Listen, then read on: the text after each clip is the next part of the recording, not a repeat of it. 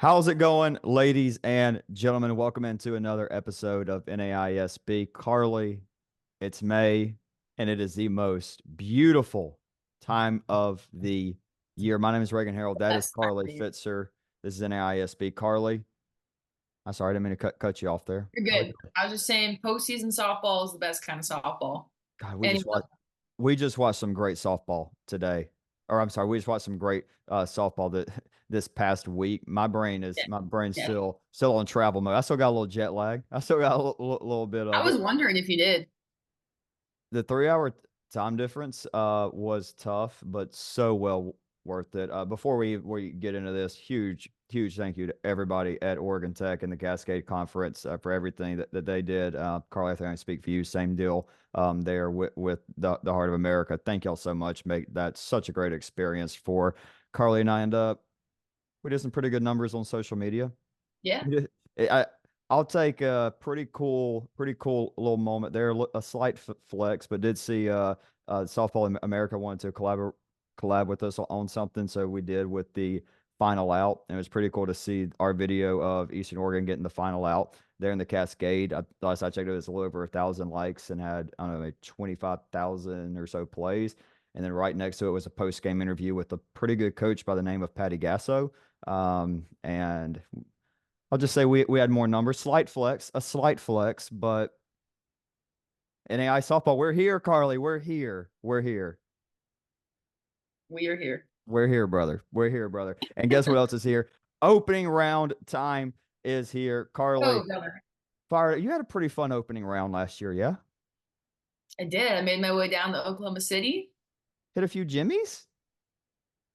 Just one, but got the. You saved it for Columbus. I did. Yeah. There we go. There we go. Pretty good career you had playing shortstop. There's the folks listening. Well, no, Carly Fitzer, Midland shortstop. If you don't know, look up the stats. She's got some numbers. She got some numbers comparable to some numbers we're about to talk about because we got 48 great teams, 10 sites. We're fired up.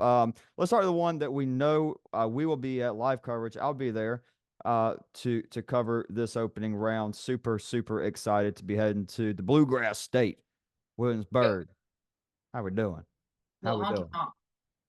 Yeah, this is going to be a phenomenal opening round. I guess first we should talk about what this episode's going to be about, like we do usually. So we are going to look at all 10 opening rounds. We'll alternate back and forth. Then we will talk a little bit more about what we saw, what our eyes saw during the conference tournaments, because obviously with Carly being at the Heart, I was at the Cascade. We weren't able to watch all of them. And I think the only game that I was able to watch fully, all 7 innings of, was in the Heart of America, about a team we'll talk about in a minute. But first, the number one seed in the host, the Cumberland Patriots, led by Bailey Dillander, one of the best defensive teams in NAI softball. How about a 97.2 fielding click, Carly? It'll play. No one on this team has more than 8 errors, and that would be their stellar freshman shortstop, Anaya White, with a 94.6% fielding position. Now, Carly, you were a heck of a shortstop. You were a heck of Yeah. a player. Were you flirting with 95% at shortstop? Very more than likely, I was not. I All honestly probably don't even want to look, but good yeah, for her, man. good for him as a freshman in one of Yeah, the premier dude. defensive It's spots. only up from there. Only up from there, brother. Yep. 347 average as a team. We'll start here with the pitchers. They play with an amazing defense behind them. They mix match really well with one another coming out of the bullpen. With whoever starts, we've seen Bailey Dillander and Alyssa Richards be able to really mix match them well. We'll start with Tally Burgess coming off a little bit of a struggle in the Mid South tournament. We saw earlier in the year in Columbus, she had these struggles, but y'all all remember in March and April, she was the best pitcher in NAI softball, going on that crazy run of not giving up an earned run. Overall in the year, she went 14-0, only allowed 11 walks with a whip of .86. But just for those whip walks plus hits divided by innings pitch. Just by the way, for all the people wondering back home, you never know. You never know. We'll Yeah. explain it. We'll explain it. May have there may have been a year or two when I went watching baseball. I was like, I don't know what this whip is, but the To be lower the fair, better. if I didn't know what softball was, I would just think like how hard they're spinning it or something. Sure, sure. Whip. They're whipping it. Yeah, exactly. Yeah, it makes sense to me. How far are they whip? Yeah, Whip it. Whip Yeah. it. Sure. They have two more crafty vets in the circle, also in Morgan Radford and Lindsay Shope. And if Tally does have those struggles like she has had at certain times in the year, they're going to be massive. They're going to have to step up because, hey, this is postseason softball. We're going to talk here in just a second about how great the lineup is. But Carly, you got to be able to pitch if you're going to win these kind of games. But it's going to help when you have the lineup. I can go. We can talk. There's a lot to talk about with this lineup. I want to start with the twins, the Gaynor twins, who I believe just celebrated their birthday. I think I saw on some social media. So if that's true, well, Happy hey, birthday. happy birthday. Jaden and Amber Gaynor, they're twins, and it's kind of like they're reading each other's minds sometime out there in the outfield. If you hit the ball to left center field against them, you better get it down in a hurry. And let's start with Jade, who has a little bit more of pop in her lineup or in her bat. 432 batting average, 8 home runs, 3 triples, 15 doubles drove in, 54 of her Patriot teammates. Meanwhile, Amber, a little bit more speed. She batted just under 400, had 18 doubles, went 26 for 28 on swiping bags. We talked about a second ago how great the defense is. How about Carly Oliver at second base? Carly Fitzer, 88 assists, 0 errors at 2B. I think that's okay. I think it's pretty good. I mean, to say at one point I had 19. Oh, Jesus. I hope I did. I need, Those strikeouts. I don't know, but it yeah, wasn't zero. yeah. But she gets it done with the bat too. Does Carly Oliver 354, 8 home runs, 17 doubles. Amber Atkins 394, 8 homers, 51 RBIs. Really go on and on about this team and this lineup. But Carly, we got 47 to go. Ew. So we'll move on. Benedictine, first time in their program history. Got to talk a little bit with Paul Hunt before hopped on. He's super excited for this bracket. I think it's one of the more competitive brackets that we have, and I have to agree with them. He's really excited to go up against a team and a coach he hasn't been able to. I know that in Coastal Georgia. I'm sure Mike Minnick will feel the same way. Excited for this to be one of the first matchups I get to see. I'm not sure if this is the first one or the second one on day two. I think the 2-3 matchup would be the first one, but yeah, let's just take a little bit more of a look at Benedictine. Want to start with Claire Heights, batted over 400, or I'm sorry, batted 420 this year. Huge home run against Central Methodist in the conference tourney, correct? Yeah. Yeah. She had a good weekend. Yeah, that was the only game that I watched outside the Cascade tournament. We had a little bit of snow, and I was able to chill out in the hotel for a little bit, and I watched that one. A phenomenal game there. And you go blind resume. Claire Heights' numbers overall, man, they were phenomenal this year. She definitely could have been up for Heart of America Player of the Year, but looking elsewhere in this lineup, Bailey Canora, phenomenal numbers, especially for a catcher. 7 home runs, 47 RBI, 16 doubles. Cassidy James, another strong year of 345, 23 bags. And I have an X factor. And did I say her not? Did I butcher her name earlier this year? Sure. But Rhiannon, almost did it again. Rhiannon Martin, 9 home runs this year. She's swinging at, I believe she was on the Heart All Tournament team. You start to see this time of the year, okay, who's got the freshmen that are starting to play like sophomores? If you're taking your exam, you're a sophomore. Don't know where they're at in the school year up there in Atchison, Kansas, but she could really be an X factor. And of course, Bailey Selvage in the circle, 1.40 ERA, 162 innings pitched, 180 strikeouts.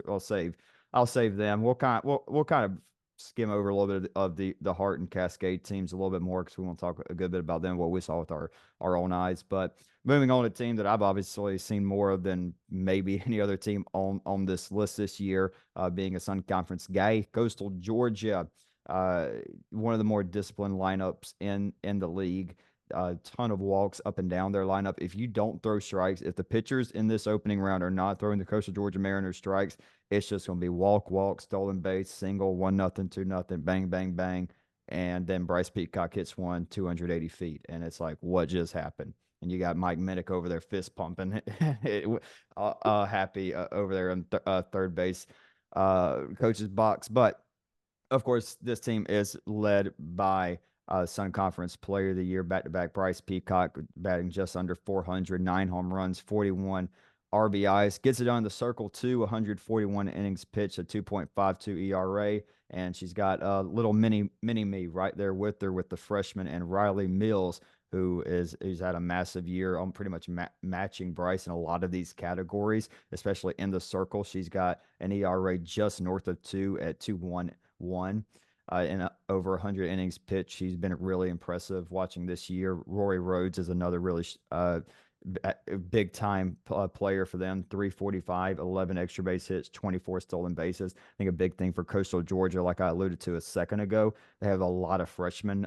that he plays. And so if they're able to step up and they are more mature throughout this after a pretty disappointing Sun Conference tournament, I would think Coastal Georgia feels like. I mean, that anytime you're the number one seed and you don't make it to the championship game, you got to feel, a little disappointed, especially if you don't, if it's if it puts you in a spot where you have to rely on at large. Now, of course, they made it in, but it's still nerve wracking. It's still a nerve wracking experience when you're waiting for that spot. But moving on at the 4-5, man, I am really excited for these 4 and 5, especially for Tennessee Wesleyan. This has been a team haven't watched too much on live streams this year, and I'm really excited to see Bailey Phillips in person. 0.99 ERA, 159 strikeouts. Just as soon as she gets her first out recorded, she'll reach 200 innings this year. Not to mention she gets it done. Plenty of pop in the batter's box with 9 homers and 43 RBIs. They also have a really talented freshman outfielder in Macy Chastain, who's batting just under 500 at 496, and she's got 20 bags as well. Emily Higgins provides some more pop there in the lineup, right there with Bailey with 8 home runs, batting 333 on the year. And then Courtney Sneed having another great year for the Lady Bulldogs, batting 454. I mean, that's enough of a body of work there in there with some of their bats, Carly, to show. Look, my biggest takeaway from this opening round, I was going to say this towards the end, but I'll say it now.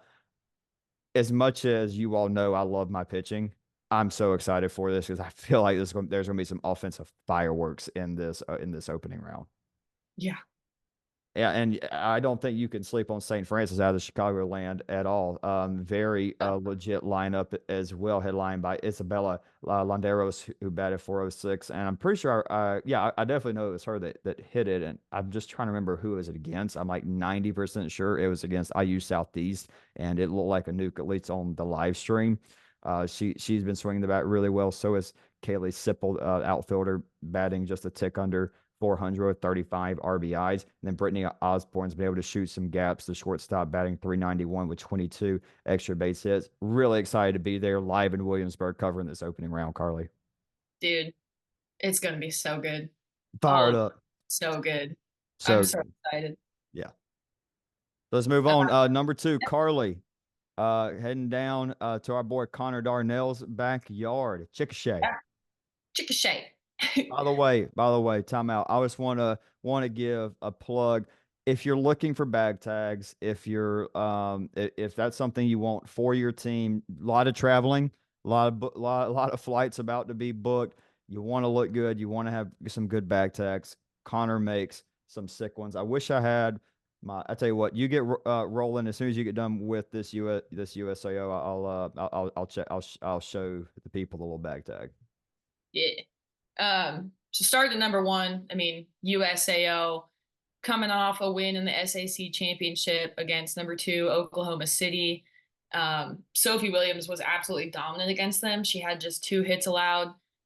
In that game, she's thrown 4 perfect games on the year, which I don't know a lot, if any other pitchers that do that. 0.85 ERA on the year, 223 strikeouts. Also have a dominant freshman behind her, Jaden Anderson.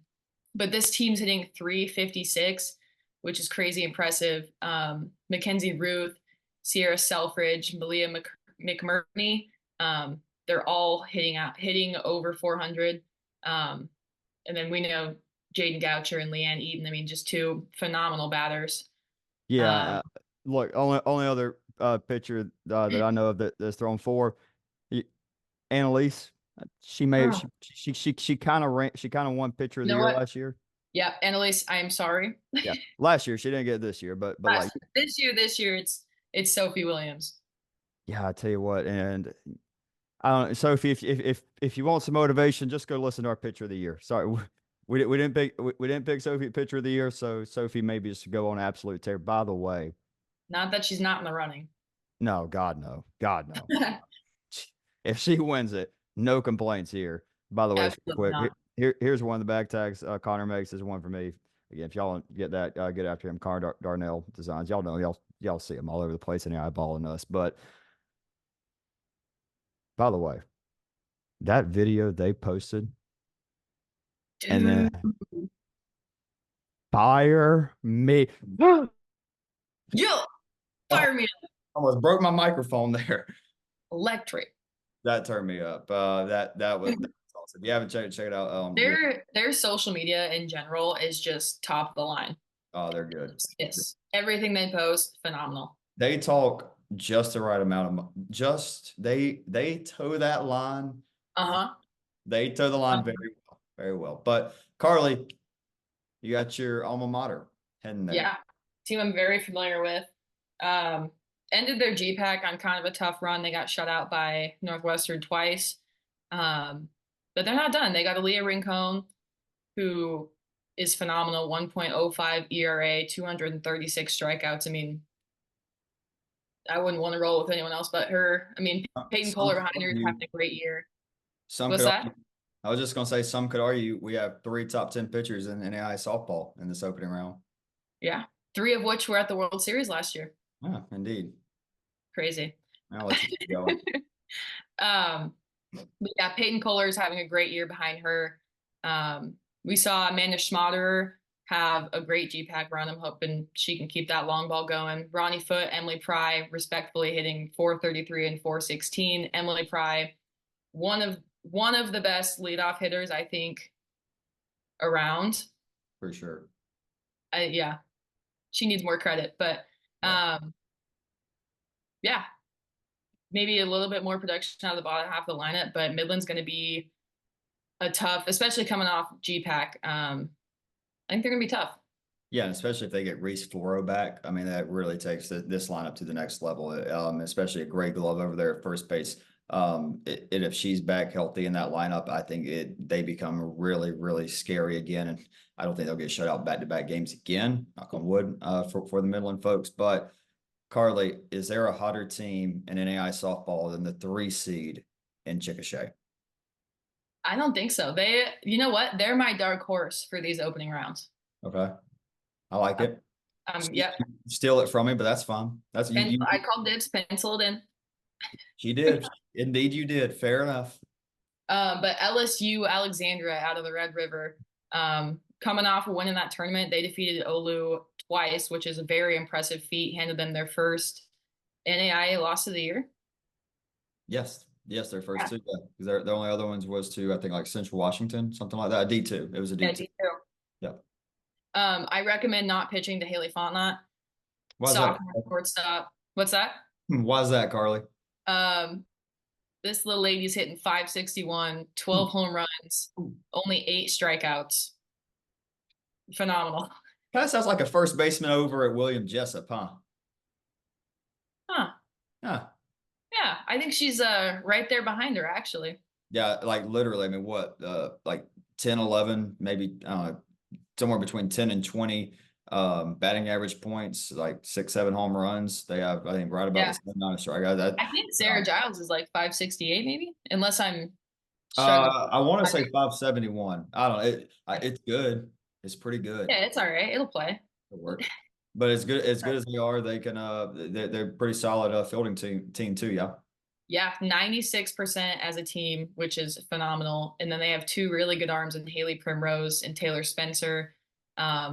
Primrose, I think, can swing a little bit too. But LSUA would not surprise me if they made a little noise there in Chickasha.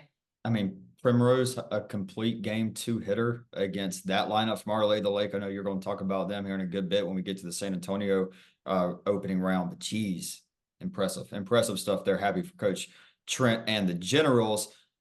4 seed Baker, Chickasha, Carly. Yeah, the Wildcats had got to see him down in the Heart of America. Had a little bit of an early exit. I think one of the really good games I watched though was them in Grandview. Their defense looked phenomenal. If you saw some of my tweets, I was very impressed, very hyped. Yeah. I really enjoyed that game. Lots of good stuff going on. Kira Baker does her job. Offense needs to do their job. A little bit low scoring. In the Heart of America, they had 5 errors in 3 games, but they're led by Mary Grace Hess. She's hitting 393, 7 home runs, 39 RBIs. Not far behind her, Savannah Bray, 353, 10 home runs, 37 RBIs. Just need to see a little bit of offense from Baker, and I think they'll be pretty solid. Yeah, it's kind of similar to last year. I mean, and Kira's still an elite pitcher. Not quite what the numbers she was putting up last year, but still, I mean, if she gets going, if she goes and has her best 8 college softball games of her career, there's no reason why this team couldn't be floating around with something. But like you said, the offense is going to have to step up. Yeah, Kira's not going to just throw shutout after shutout after shutout. So the offense is going to have to manufacture runs. It's something we talked about at the beginning of the year when we had our Baker's Back campaign. If they manufacture runs, they're elite. When they're not able to Dangerous. manufacture Yeah. runs and they're just trying to rely on the long ball, it becomes a long day at the ballpark for the Wildcats. Yeah. But as everybody knows, one of my favorite teams at the beginning of the year, and they do have a tough draw for the Yeah. Fred Falcons. They're getting hot at the right time, Carly. And interestingly, the 5 seed. How do you feel about them being a 5 seed? I think it's kind of fitting. I mean, they didn't. Mm, I think it's interesting them as a 5 seed. yeah, Just think about them as like, does that mean like this team may have not made the tournament if we were back at 40 teams? I I think it helps a lot that they had their run in the KCAC Sure, um, and made it to the championship. sure. By the Uh, way, we're just not going to talk about I don't know who won. I don't know. I didn't count. I didn't keep count of the conference tournament. I didn't keep count, Carly, what? of how we did you versus me in the conference tournament. I don't. Oh, we got to go back and look because I think I No, was pretty spot on a good I amount know of them. we're fine. Moving forward, we're good. Yeah, You heard it here. I You heard think it you first. I think you whooped my butt pretty good. I think I was on. Yeah. Let's talk about them Falcons. Yeah, like I said a little bit earlier, hot streak in the KCAC. Made it to the championship, couldn't hold off Evangel. We'll talk about them a little bit more on, but Priscilla Mora is hitting 379, 11 home runs, 42 RBIs. Becca Dunn's right behind her. She's got 8 home runs. Fallon Marshall, speed demon, 31 swiped bags. She's not the only threat. There's a couple more, but Riley Wirtz, she's thrown a 1.62 ERA, 147 strikeouts. She pitched extremely well in the tournament. Only gave up 2 earned runs in 25 in the 3rd innings pitched. That'll play. That'll play. All right. Again, we'll give predictions at the end. We'll move on because we still got 8 more to go. Fayette, Central Methodist. Eagles fans, stick around. I got something I think will fire y'all up at the end of the show written down. But I'll start with what I like to call the super sophomores there for the Eagles of Central Methodist. It's scary how good this team is. And there's 5 names that I'm about to list still have 2 more years of eligibility after this season. But just start off with Casey Jolly, 12 home runs, 47 RBIs, 16 doubles to go with that, and 22 walks. I kind of like what I said. This is kind of like what I said earlier with Coastal Georgia. You got them throw them strikes, but if you throw them strikes, they can hit the ball pretty far. They can shoot the gap. You saw a ball get hit pretty far by our friend Madison White, yeah? Oh my God. That field, I think it was playing a little bit bigger than we all thought. Some girls were smoking them dead center and they would just hit off the fence. Madison White, no doubt about it. She's her and Kalena Oots, they got that they got that veteran presence. They just got that clutch gene when it gets postseason time. But going back to the sophomores, just mentioned Jolly Elizabeth Palumbo, the first baseman for the Eagles, Heart of America Player of the Year, batted 408, drove in 46 of her Eagle teammates. Madison Roberts batted 395, drove in 41 with 15 doubles. Jolie Kreider, she as a perfect example for what I was talking about earlier, really disciplined, 26 walks to only 11 strikeouts, while also driving in 45 runs and batting 360.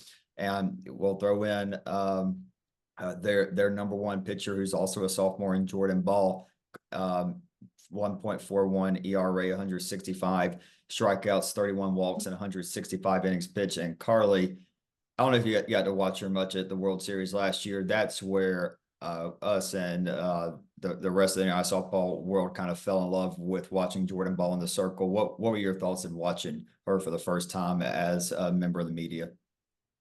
It was it was kind of electric. I mean, she played with a lot of emotion and she would get fired up. I mean, not it's not little, but like, three up, three down, and she's fired up. And I love that, especially being someone, on defense and you see your pitcher so fired up like that. Man. And we remember earlier when we had Madison on, and she talks about the culture there and then playing for one another. This is a great, great team, and the next few teams I'm about to talk about, they're going to have their work cut out for them if they're going to go to Fayette and take Central Methodist lunch money. But one more name got to throw in there: Haley Ferris, having a great year in the circle, also for Central Methodist, 128 innings pitched, 1.47, and 133 strikeouts, only 31 walks. Great stuff there. But let's take a look at some of the teams that are going to be looking to knock off the Lady Eagles.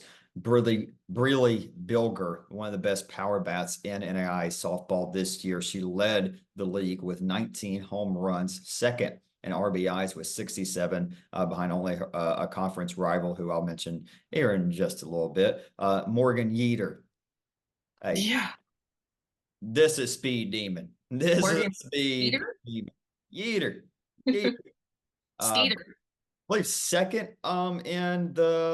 in the country in stealing bases this year, behind Kurtz from Avila, but I'll take 63 for 66 on swiping bags. And the catchers that got her those 3 times, I want to shake your hand. I want to shake your hand. And Zoe Fountain, I'll take 32 for 36 also. So needless to say, the catchers in this opening round are going to be very, very busy. Becca Wyatt for the Wildcats, 374, 11 doubles. Sadie Harding batting 351. Got 2 crafty vets in the circle also, and seniors, Alyssa Wagner and Elenia Thomas. And you remember come on, Babs. Oh, Babs. Babinski. Love Babs. We love Babs. We are a Babs podcast. We are a Steve Babinski podcast. Yep. I'm not afraid to admit that. Look elsewhere. There's a really good 3C. This is I'll tell you what, it's a tough draw for Central Methodist. I'll say this is a really good opening round, but it's just I'll say the prediction. I'll say prediction. They got a tough 3 seed coming in too, in a very, very tough conference, and I'll talk a little bit more about that conference here in a little bit. But College of Idaho, they're looking to bounce back after going 0-2 in that conference tournament. They are, of course, led by Lolo Walker, who's got a 1.692 OPS, 17 home runs, 50 RBIs on the year. Lolo, Lexi Navarrete, Kaylee McDonald, and Hattie Hiruza all batting over 300 with 12 or more stolen bases to go with it. Kind of like you talked about with Midland. What's that back half of the lineup going to look like for the Yotes? I think that's a big question mark for them. If they get production in that kind of 6, 7, 8, 9 spot, then this is a very dangerous team. And look, they are in the Cascade Conference. And I'll save that here for a little bit. Annie Polster is their primary starter. She battles. She's in a conference where teams see her a lot. I think once she gets outside of that conference against some teams that haven't seen her, I think she'll get a lot more swing and misses. And look, she's obviously had some great battles this year against Oregon Tech. Of course, remember one of the better games in NAIA softball this season against Eastern Oregon. Her and Hoskins in that 10-inning shutout. Pitching guy. It fired me up. I loved it. But good stuff there. Speaking of pretty good pitchers, there's a pretty good pitching coach here over there at Mackey. You might know Kalani Ricketts. Heard of her, Carly? I think so. She calls pitches. That she's got two great pitchers to work with too. Rachel Eggleston and Avery Schringinger. My apologies. Scheringer. There we go. Both sub three ERAs. They got a really solid leadoff. And Vicia, she is also the third baseman, batting 345, has 23 bags. Emily Campbell, 326, 22 stolen bases as an outfielder with a lot of range. And Wilson, who also has 13 doubles. Look, Mac, welcome to the dance. And they get to go to battle. I don't think, yeah, they weren't in it last year. I don't believe Mac was. So they're in it. See what they can make shake as a 4th seed. And Dixon State Blue Hawks. Let's see if they can shock the NAIA here. They just got done rolling through the North Star. They're playing some really confident softball. They can kill you with speed, led by Dallas Mitchell, who is really disciplined bat, has 22 walks, also batting 346. Being a pitcher helps with that. She has a 3.16 ERA, 83 strikeouts, and 120 and 2/3 innings pitched. Looking elsewhere, like I said, a lot of speed. Casey Loa, 296 batting average, 24 bags, and then Haley Davis batting 286. We'll see what Dixon State is able to do. But Carly, and down a little bit closer to my stomping grounds here in the Southeast, we head to Hattiesburg, where Jessup is 1 seed. Jessup, number 1. Looking to bounce back from their GSAC tournament, didn't do as well as I think we all thought they would do. But they're really big that they're the number 1 seed. I like their chances a little bit more. Sarah Giles, we talk so much about her. I ain't got much to say other than she's my player of the year in my book. Batting a solid way over 500. Yeah. 17 home runs. This 50 something walks to 7 strikeouts. I don't know. That'll play. But this team together is at 44 home runs. Sarah and Maddie Ibarra have combined for 30. And then Katie Blankenheim in the circle. She's their number 1. It looks like 2.53 ERA. Not a lot of strikeouts from their pitching staff, but that'll play when your defense is fielding that 95%. It's acceptable. They're the pitching is obviously the thing. It's like, okay, are they going to be able to go, and can they rely on the long ball that much? But this just feels like a team of destiny a little bit. So at the beginning of the year when they were getting these close wins, these walk-offs, they were a gritty team. Obviously question marks with how they finished the year. Not a lot of signs of confidence coming to us, at least, but confidence as far as us wanting to go and pick them. Not confidence in I want to trust them, of course. Yes, I do like I like their draw, but I'll go ahead let you finish up here with Hattiesburg. Yeah, number 2 seed William Carey. I'll start with Carly Kidder. Very solid hitter in their lineup. She's hitting 397, 20 doubles, 53 RBIs. But this team will run on you. Brooke Tanner, 36 swiped bags on the year. Rachel Rodriguez, 35. Liz Cross, 22. Alexis Davis, 18. They got a solid lineup top to bottom that will run on you. I think they have a solid rotation between Ryan Hornsby and Kate Schroeder. Ryan's throwing a 1.52. Kate's got a 2.24. Kind of like Jessup, lower on the strikeouts. They'll make you hit something. Their defense is fielding at 97%. We got 7 girls too, with very nice eyes in the box. They got 7 girls with less than 12 strikeouts. They make the pitchers work. Yeah, team I was really impressed with in Columbus at the NFCA leadoff, and if they get back to Columbus, I think they got a shot. If you can control the speed, if you can control the lefty slappers, you've got a shot. If you can't and you kick the ball around, it's going to be a long day for whoever they go. Yeah. But first team they play, they got a shortstop we know, Miss Emily Lovelace and the Reinhardt Eagles. Yeah. If you remember correctly, I picked her as my AAC player of the tournament. Great She call, had, brother. thank you. She had a pretty good tournament.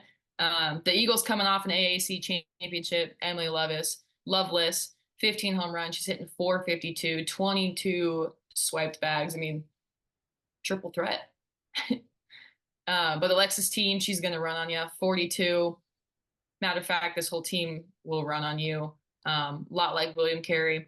Two pitchers with more than 115 innings pitched. They both have sub 2.0 ERAs. Whitney Shepard, a little bit more innings this year. She's throwing a 1.84 with 109 strikeouts. Don't sleep on the Eagles, man. No, like them a lot. AAC, a little bit down this year, all things considered, but Reinhardt's still a very dangerous team there heading to Williamsburg. Yeah.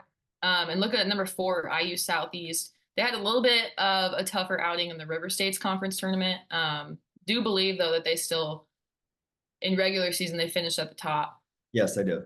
That's Okay. okay. Yeah, they got an auto from winning. Yeah. Okay. Yeah. Yeah. Duh.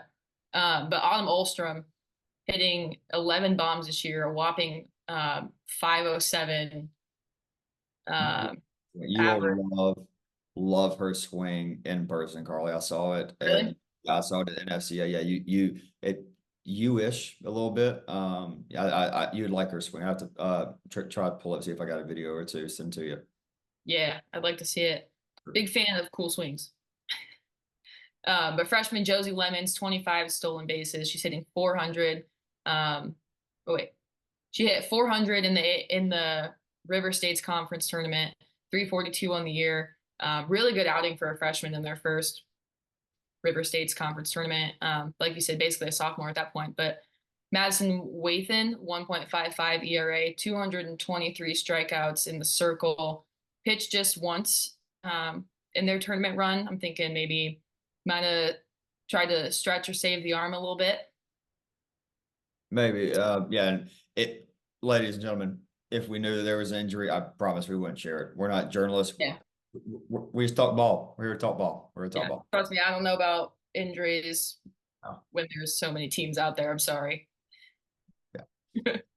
Hey, we got a new team. We got a new team in the tournament. We got a new team in the tournament. Clap it up. Welcome to the show, Stillman.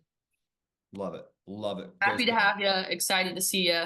Lauren Haskin, she's hitting 436 on the year, 22 extra base hits, 43 stolen bases. Absolute animal. Madison, yeah, pumping the arms, cheek to cheek. Madison Bubel, very solid hitter behind her. That was good. That was good. Cheek to cheek. I like it. Cheek to cheek, you know? I've heard that. I've heard ear to pocket. I've heard ear to pocket. I haven't heard cheek to cheek before. Well, you know what? If you're listening and you're stealing bases this week, think of that. Okay. All right. But Lexi McCrae, she's throwing a 1.42 ERA on the year. She's 15-5. Has some pretty Stillman has some pretty solid wins on the year. They've split with Mobile, William Carey, Middle Georgia State. I think they can make a little bit of noise. 100%. Yeah, and I don't think I told you this, but I do have a connection to Stillman. Okay. So I was obviously up in New York this summer doing the broadcasting there in Saugerties. Well, a pitcher on our team, Dylan Speakman, he was at a JUCO in Georgia, and now he ended up pitching at Stillman. Had a really good year for the Stillman Tigers. So a little connection there. Nice. Yeah. Great dude. Shout out Speak.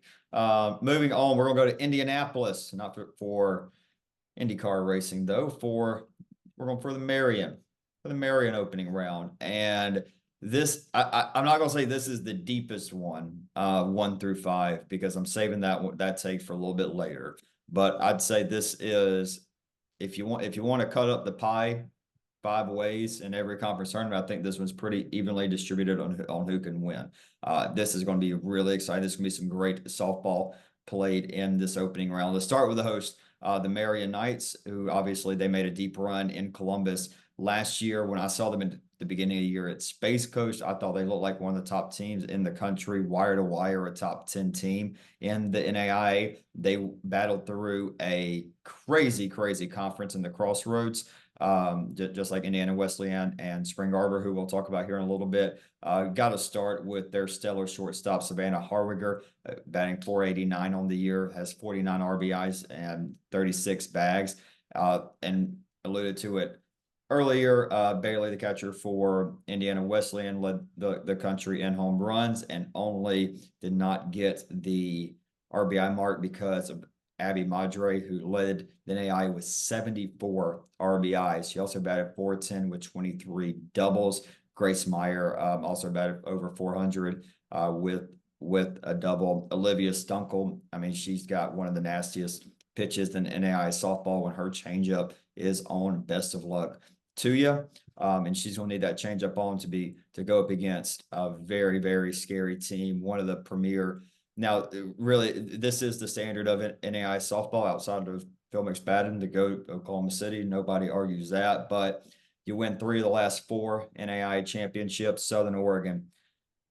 And that's got a question for you, Carly. You remember last year, Kayla Williams at the World Series, obviously for Southern Oregon. Yeah, can't forget. What happens if Katie Machado does that? What happens? Because like their numbers are pretty similar. They're pretty similar. I don't know if Katie quite has the stuff Kayla had now because Kayla had some filthy stuff. Yeah. And she gets going. And you gotta love this coaching staff too for Southern Oregon. Obviously, what Coach Bestol and Bricker have done in their time there, turned this, like I've already said, over the last half decade in one of the premier teams. Oh, by the way, Harley freaking Donovan. Harley Donovan's going to be one of those people. We need to have her, and we need to have Riley on. Yeah. Riley Donovan. Obviously, we had Riley on last year, but would love to have those two on because if you don't know our postseason episodes, it'll kick back up again around August after the World Series. We're going to take the J months off. We're going to take June and July off. Go get a little tan. Go hang out a little bit. Get the mind off softball, like I'm sure all of you will. But kind of starting in August, we'll put out like weekly episodes where we go back and look at before NAIA SB was a thing last year. Look at some and Harley Donovan in those years at Southern Oregon. Certainly going to talk about, not to mention college baseball World Series winner, got on the all tournament team for Oregon State, Bill Rao. We got a ring as a player and a coach. Pretty cool stuff. Yeah. You watch much college baseball, Carly? Yeah, I do a little bit. You remember 2018 Arkansas, Oregon State when I think it was like 3-2 in the top of the ninth, maybe. Drop the top fly. Yeah, Bill was on that. Bill was on that Oregon State team. Yeah. I remember that happening because my high school coach texted us and was like, "See what can happen after just one play." Crazy. If y'all don't know, go look that up, and then go look up the video of the Arkansas like student reporter just losing his mind outside the stadium. Shout out Billy, showed me this, dude. Oh my God, funny video. So it's this kid, he's about our age, Carly.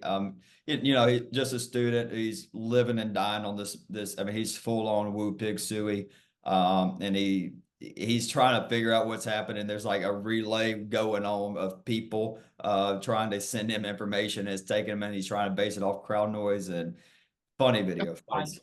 Yeah, but anyways, anyway, I'll talk a little bit more about this team, the Cascade. There's just something interesting though, and something I want to share now before I forget. So I read a study, and I don't remember where it was, but I read some study that teams that high five in softball win more. Could there be anything to that? I don't know, maybe. But I wanted to take that in action. So before one of our games at Weber, for a doubleheader, I was like, I'm gonna just go high five and just like, hey, everybody, we're high fiving. We're gonna high five. Before I got up in the booth, I got there earlier. We're high fiving. It's high five, everybody. High five, high five, high five. Well, we ended up taking 2 from St. Thomas that day. I don't think I've seen a team high five more than the Southern Oregon Raiders do. And Coach Jess, if I'm stealing some secret sauce there, my bad. Just an observation. Just an observation. And like, I know it's something as simple as a high five. There's obviously so much more that goes into winning 3 of the last 4 national titles than that. But hey, you know, supporting your teammates goes a long way. This team also fields at a 97.4% click, so that might have something to do with it too, Carly. Yeah, just might. Really good small ball team. Talked about Katie. A couple more names I want to save for who I was impressed with in the Cascade tournament. So we'll circle back to Southern Oregon when I do my Cascade recap. Moving on though, Middle Georgia coming off another strong Southern States tournament run. Won it last year, came in second this year. One of the best one of the best pitching staffs in NAIA softball. Really strong defense to match with it. You look at Morgan Riggins, a 1.77 ERA, Beth Edens, a 1.71 to match, and they both have well over 100 innings. And then Emily Proctor, that third arm, with 61 innings pitching, a 1.26 ERA. Command sometimes could be your only real knock on them, but if they're throwing strikes and they're getting swings and misses, this is a team that could easily walk out of Indianapolis and go back home and make a very, very short trip. I don't know, maybe about 45 minutes for them to get to Columbus. I could be wrong on that. Could be messing up my Georgia cred there. My bad. Lineup, kind of like with Baker going, like we said, the offense will be kind of a question. A lot of speed there. Morgan Wyndham kind of at the top of that lineup with a 405 batting average, but they have the pitching. And as I said earlier, if you got the pitching, everything else can fall into place. Moving on to Aquinas, they're led by Katie Carlson, who's got 7 Jimmies on the year, batting 345. Haley Myers, a ton of speed with 20 stolen bases. Courtney Harden, 18 doubles. A couple good pitchers in Sophie and Grace as well. Want to move on and stick it to Rio Grande. There's a 5 seed. Or if somebody came up to me and said, I'm from the future, and 9 opening rounds, you don't have the lowest seed, but in this one, in one of them you do, I think it would be Rio Grande as a 5 seed. This is a team I was so impressed with in Columbus earlier this year at the NFCA leadoff. And I don't know what happened with them. They kind of went on a losing streak there, but then they got hot again at the end of the year. I think they're going to continue that. They could cause a lot of trouble to all of these teams. And like I said, this is one of the more opening rounds. So wouldn't be surprised if Rio Grande ends up back in Columbus where they won the NFCA leadoff class. Now, big reason for them if they do it is going to be Madison Ogden, who's batting 400 and has 18 doubles, also spinning 1.26 ERA. Caitlin Brisker is batting 420. She's got 17 doubles and 27 RBIs as well. Just really interested to see what we see from Rio Grande. Hand up, I was really surprised to see them as a 5 seed, but once again, it just kind of goes back to that aspect of, okay, now we have 48 teams, so maybe a 5 seed, it just kind of is what it is. I love this opening round. It's wide open. And again, going back to Aquinas real quick out of the WAC, I felt like the WAC's been a pretty disrespected conference throughout this year. And so for them, if they could go out and get a win or two and kind of boost up their conference, I would love to see that. Yeah. Ricardo, let's head down to the #1 overall seed in NAIA softball here in the opening round in San Antonio in Our Lady of the Lake. Yeah, I thought about wearing my Olu shirt. Yeah, we're supposed to wear that. We were so supposed to wear that. Dang. Man. On us. That's on us. I don't. Next time. Keep going. I'm gonna see if I can find mine real quick. Okay. It's fine. It's fine. Because I'd have to go digging through my dirty clothes right now, and I'm not going. This is an important episode. We got to lock in. We got to lock in, Twin. We got to lock in. But #1, Olu. Little surprised in their finish for the Red River, but you know what? You can't go the whole year with 1 loss. I want to ask you this. Really, I want to ask you this because this is something as a football guy, former football guy, retired at this point. So do you think there's just a sense, and after a grueling season, which all of these girls have gone through, and you know that you're a 1 seed, without a shadow of a doubt, you're a 1 seed, especially you're the #1 overall seed. You've already won this before. You've already won the Red River. And for other teams, like we talked about, earlier, this may have been before we started recording, but talking about like Central Methodist dropping a game, Oregon Tech not winning theirs, Cumberland's not winning theirs, Oklahoma City not winning their conference tournament, and then right here with Our Lady of the Lake. Is there just a little bit of, even if you're a dog, you're a competitor, and you just can't help it? There's that little bit, you lose just that much of an edge, and then you have a LSUA, you have a Eastern Oregon, you have a Freed Hardman. Now, I think USAO and Eastern Oregon are probably a little bit different. Those are two top 10 teams, so I don't know what really quote unquote surprising, but you get what I'm saying. There's that little bit of Yeah. edge, especially Yeah. for like LSUA and Freed Hardman's perspective. Like, hey, they I didn't, played those two it. teams, yeah, those teams did not Yeah. want to rely on an at-large spot. Yeah. I think without, I mean, maybe even realizing it, your foot comes off the gas just a little bit. And I know darn good and well, no team tries not to win or sweep their conference, you Sure, know. sure, and Um, I think it's just something that, you kind of let off a little bit because you know what you've got up ahead, but definitely wasn't on purpose. no, and And, I didn't mean that at all. I mean, no, and I know you weren't implying that. I mean, it just, it's hard not to kind of let up just a little bit when you get so deep in the season, you're about to make a postseason run. yeah, and it's just like for me, football and like football playoffs, it's like every game is important. You lose one game, and that's like that can be it for Yeah. your season. And then if you get to the playoffs, if you do lose one, there's no conference or there's no opening round. It's boom, boom, boom, boom, boom, lose, you're done. So I was just trying to hear it from a former softball player's point of view. But No. hey, Olu, tell us about the Saints. A little bit about the Saints. Cassie Valdez, talk about her literally all the time. She's hitting 360, 14 home runs. How about this? 28 stolen bases.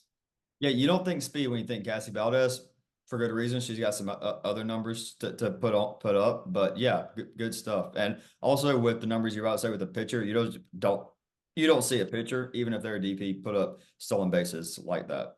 Yeah. But in the circle, man, she gets it done. 0.67 ERA, 228 strikeouts. I mean, what Hmm. can't she do? Hmm. Hmm. Quadruple threat, I swear. But Madison Garza hitting 419, 18 extra base hits. I see them making, I got my money on them. I see them making a little bit of a deeper run in the World Series than they did last year. Just to say, I mean, this team has 49 home runs, 119 stolen bases. Pitching staff as a combined 0.97 ERA. Didn't even talk about Ava Hernandez, freshman behind Cassie Valdez. She's got a 1.41 ERA and 119 innings pitched, 99 strikeouts. I mean, solid freshman to be riding behind Cassie. And this team has 6 players with more than 15 extra base hits. I mean, through and through, this team is sound. All right, don't forget also, Carly, we're giving our predictions at the end for the opening round to keep people here. But I like it. I like it. I like Yeah. if that's your one. How about this? Because I know you said this before. Do you feel like this is your most confident pick to make it? Um, I got actually, you know what? I got CMU as my number one, but Olu is a very close second. Okay. Okay. I'll go because CMU is mine. So all right, we gave you 2 for free there. We'll give you Yep. 2 for free. We'll give you 2 for free. You got to hear the other 8 at the end. Now you got to stick around. Now you got to stick around. All right. But number 2 seed there in Olu, Hope International defeated a very good Jessup in the GSAC tournament. I'm only a little bit worried about they're hitting 285 as a team, a little bit lower than what we've talked about so far. Clearly hasn't stopped them from getting the job done. They're led by Emma McCraw. She's hitting 364, only 8 strikeouts on the year with 14 extra base hits in her pocket. Really want to see Ali Puente bring it. I want to see her and Valdez just going at it. Puente's just under 300 strikeouts, which is insane. But yeah, and you look at it also just kind of recently, her sister Cassie starting to swing the bat. a little bit better adjustment or two at the lineup there. And hey, if you adjust one or two things in the lineup, things can get clicking. And you got it spot on. Valdez Puente, it was electric last year. I can't wait for part two this year, dude. I hope we get it. I'm going to be just a little bit disappointed if we don't. Well, they Hope International, they have got their work cut out for them in that 2-3 matchup. Yeah. They're taking on Evangel, who they kind of took the hard way in the KCAC, had to win 2 in the championship game against Friends. They did it, won the second game on a gutsy squeeze bunt call. Man, I love that. Love it. Some people I have seen calling them sneaky. I'm going to roll with it. I'm going to believe them. Kenna Mayfield, 407 batting average, 467 on base percentage. She's got 32 swiped bags on the year.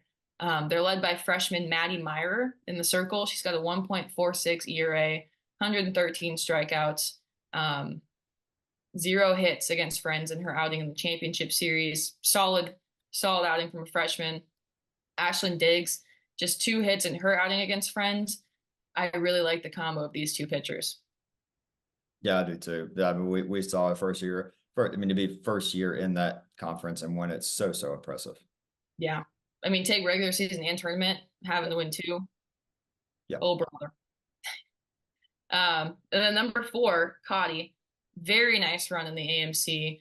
Talked about it a little bit in the preseason conference things that we did. This team can swing it. They got a 331 batting average. They're led by Lauren Johnson, 396, 11 home runs. Elizabeth Thomas, 376, 30 extra base hits. Just a team of seniors that can absolutely swing it. They got 41 home runs and counting on the year. Very even split in the circle. Alyssa Montoya took on Missouri Baptist. She allowed just 6 hits. Sophomore Amelia Gassman, solid 2-way player for them. She leads them in strikeouts with 84. She's hitting 339, 16 extra base hits. Yeah. I like the looks of Cotty right now.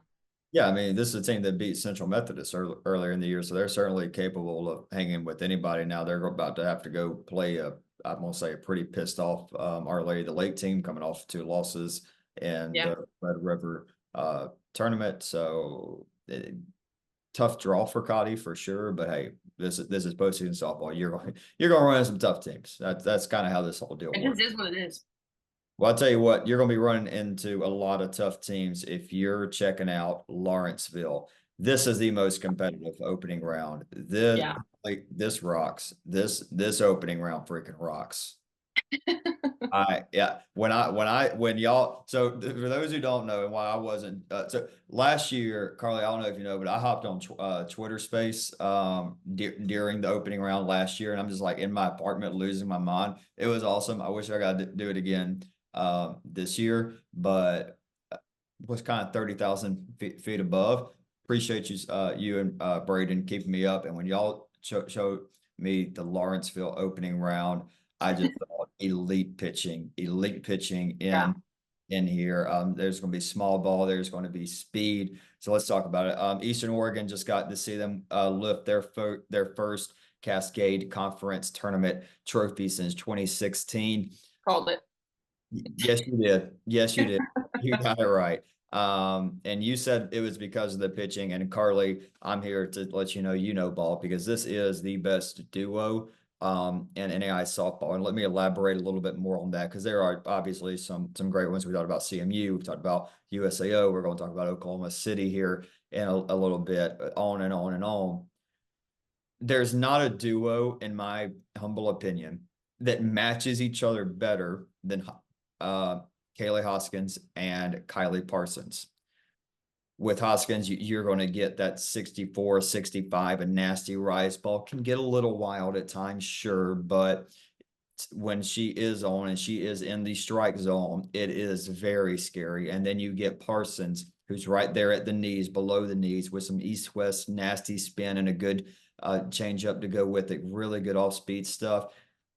It's just such a hard change of pace. I mean, and Carly, I asked you this on the phone earlier today. It's like, can you imagine just seeing that all at your knees, below your knees, your first time or two, and then 65 rice ball. It's a tough thing to prepare for.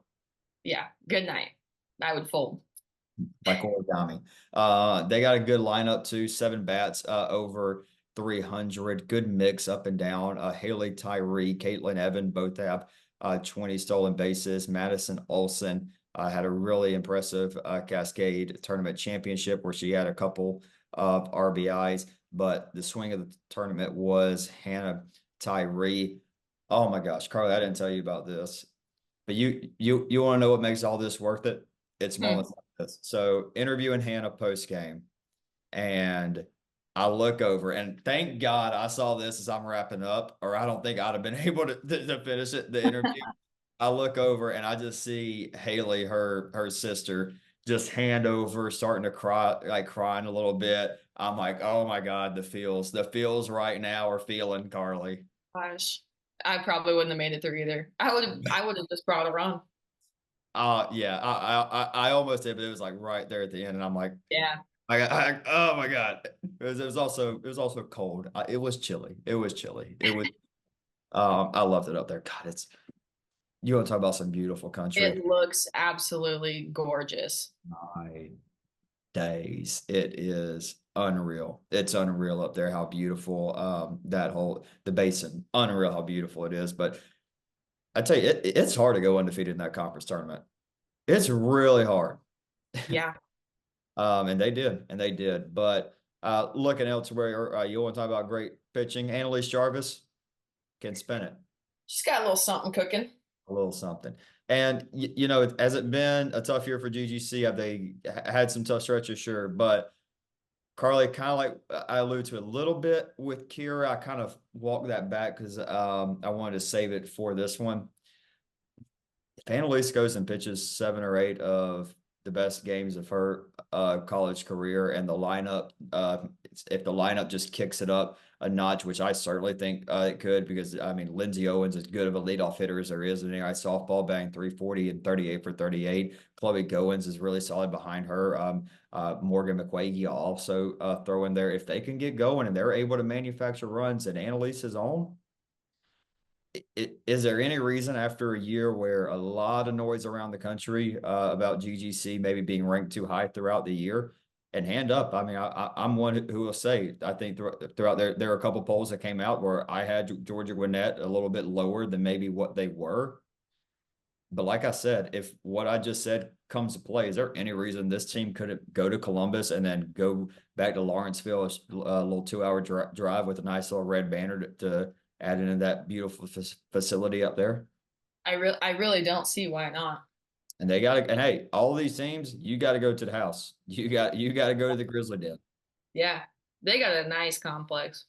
They got a nice complex, and it's and look, turf fields are great. Turf fields are awesome. I'm an advocate for turf field. I'm pretty open about that. I like turf, but when you got grass and you got dirt like they do, shout out Coach Cat Onberg's pops who takes care of that field. It is pristine. Very nice. And I only saw it watching one of their live streams, and I was, impressed from a grainy view. Yeah, it's awesome. It's great stuff. But tell you who's going to be tearing that dirt up a lot. It's going to be the Southeastern Fire, who finished the year with 156 stolen bases.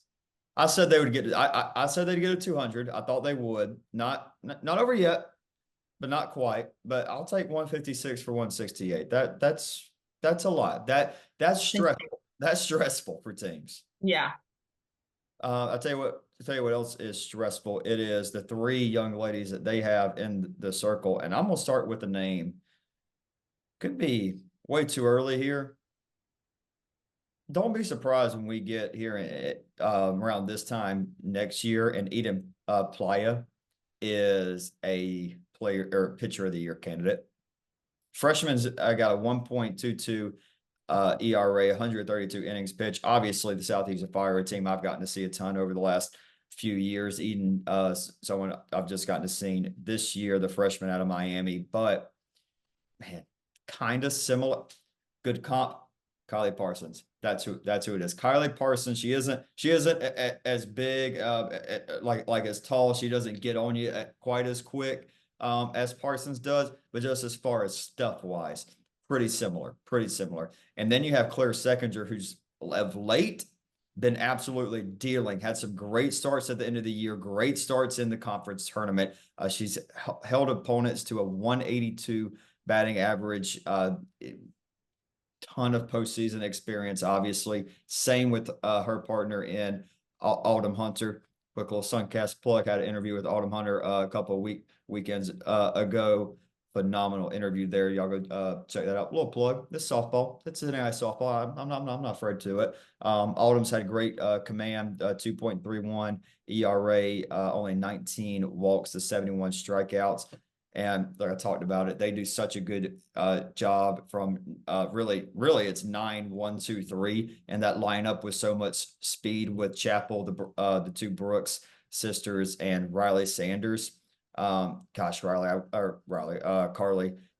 I wish you really were like watching NAI softball and like around the league 2 years ago when Riley was fully healthy her freshman year and batting for like 460 or something like that, some ridiculous batting average, had 74 stolen bases. And then you had, Hard. yeah, that was fun. That was a fun group. And you look out, they're going to drive you crazy. Those four are just going to drive you absolutely crazy with bunts, with slaps, with stealing bags. My biggest nightmare. Yeah, right. And then they've got some real strong bats, Leah Gonzalez and Raylan McKinney. If they're seeing the ball well and they're shooting gaps and sending a couple over the fence, I got to calm down before I get too fired up. I'm gonna get fired up for the fire. I'm gonna get fired up for the fire again. But moving on in that opening round, Missouri Baptist. You look at the 4-5.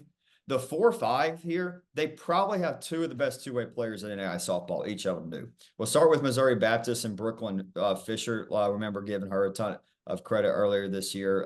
Just looking at her insane line right now at 438, 30 extra base hits, 47 RBIs, a 1.26 ERA, and 111 innings. She went 15-3 in the circle with 125 strikeouts.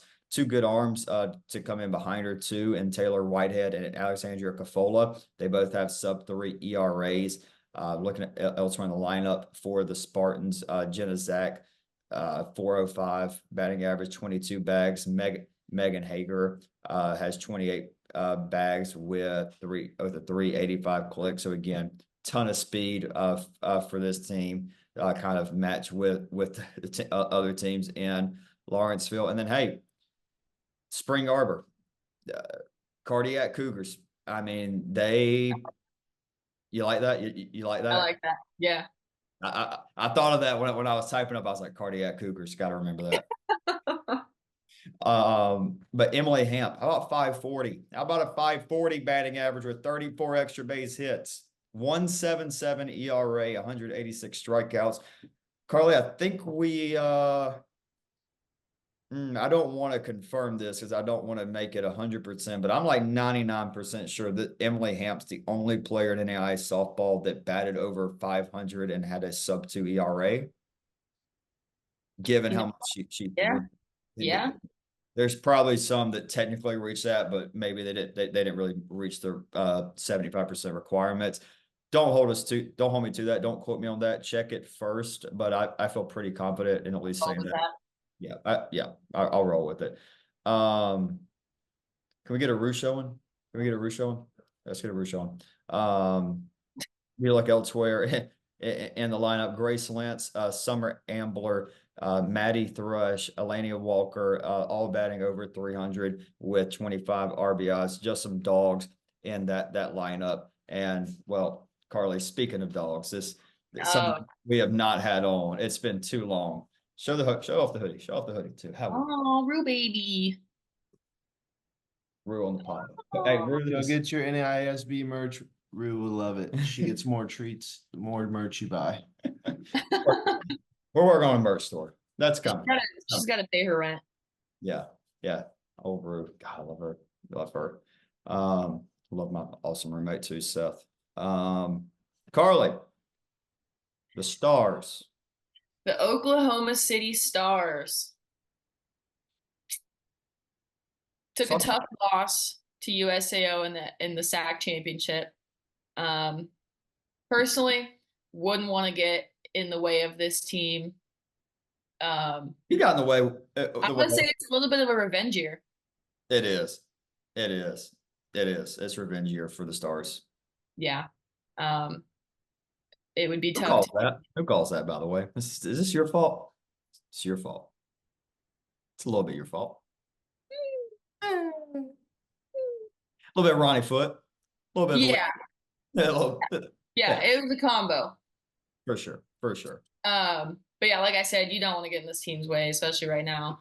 They're hitting a 4.13 and combined ERA of 0.96. They've got 7 girls hitting above 400, which is brutal. Yeah. Bailey Lux, Player of the Year candidate, hitting 536, 30 extra base hits. Cameron Garvey, 427, 30 extra base hits, 14 home runs. I mean, those two right there are going to cause you some trouble. His team absolutely pounds the ball. They got 57 home runs. They're slugging at 665. Offensively, a terror. And then you look in the circle, Emerson Herron, 0.89 ERA, and Shelby Cornelson, 1.06 ERA with 178 strikeouts. They're one of my locked-in picks too. Sure. I don't. Yeah, I'll sign off on that too. I'm with you. And look, there obviously the GOAT coaching over there at first base and Phil McSpadden. There have been a few people that have kind of asked me why I've not reached out to have him on or whatever. Phil McSpadden is someone that that has to be an in-person for me. That has to be an in-person interview for me, period. Yeah, Phil McSpadden, I want face to face, and I want to have, I will go, I will do whatever I need to do to make that happen. I promise. I know that people want that to happen. I know he's not much of an interview or a media guy, but gosh, if I could just have an hour, boy, if I could just have an hour, the questions the knowledge I want to gain from that man. I was gonna say, think about just everything he knows. Yeah, Such a decorated coach. I mean, how the game has changed, how players have changed, how the NAIA has changed, the stories he could tell. Yeah. I can't think of someone that better. Like, if I get the chance to have him on, that will be and I'll be honest with him. I was like, hey, I know usually interviews with us are like what 30, 45 minutes tops. I will look if he only gives us 10 minutes, I'll take 10 minutes. I'll take 10 minutes, I promise. But Phil McSpadden's someone I want to have on and just face to face, put a microphone there, and let's just have a conversation like there's no microphone. Like, let's just like truly get after it and get in the weeds on some softball talk. But as we saw, this is not as good as that team is and as good as he is. It's not always a direct shot for Oklahoma City to Columbus. Carly, who are the teams that could be stepping in their way? Yeah, coming in at number 2, we got Houston Victoria. First thing I noticed about them, absolute track stars. Madison Layton, 41 stolen bases. Kenzie Chambers, 45 stolen bases. She's also hitting 504 on the year, which is a very impressive number to be putting up. Claire Blinka, she's hitting 403, 16 extra base hits.